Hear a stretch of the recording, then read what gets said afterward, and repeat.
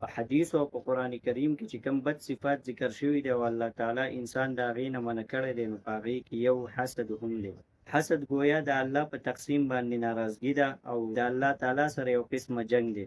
لکه الله تعالی په قرآن کریم کې فرمایي ام یحسدون الناس علی ما اتاهم الله من فضله، چې دوی د خلکو سره حسد کوي په هغه څه باندې چې الله تعالی ولا ورکړي دي په خپل فضل سره.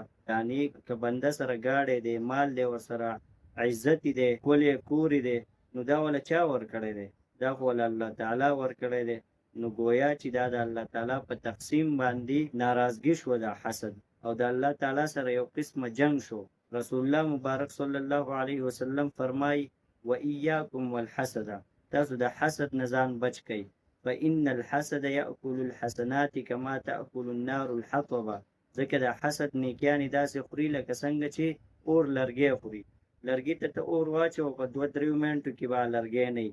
دغه رنګې که ته ډېر نیک وکار او ډېرې نیکیانې دې کړي، خو چې ستا په زړه کې حسد وي، نو ستا دا نیکیانې دا حسد داسې ختموي لکه څنګه چې اور دا لرګی ختموي. بیا بل یو حدیث کې رسول الله مبارک صلی الله علیه وسلم فرمایي ولا تحاسدوا ولا تباغضوا ولا تدابروا وكونوا عباد الله اخوانا، تاسو د یو بل سره حسد مکوئ، د یو بل سره بغض مکوئ، یو بل سره تعلق مختموئ، یا د یو بل غیبت مکوئ، او د الله بندگان شئ او یو بل رونه شئ. نو مونږ او تاسو له پکار دي چې د یو بل سره حسد نه کوو، ځکه دا حسد یو بیماری ده او د دې نقصان ته دې بل بنده له نشي ورکولی، الټه پکې د ځان نقصان دی.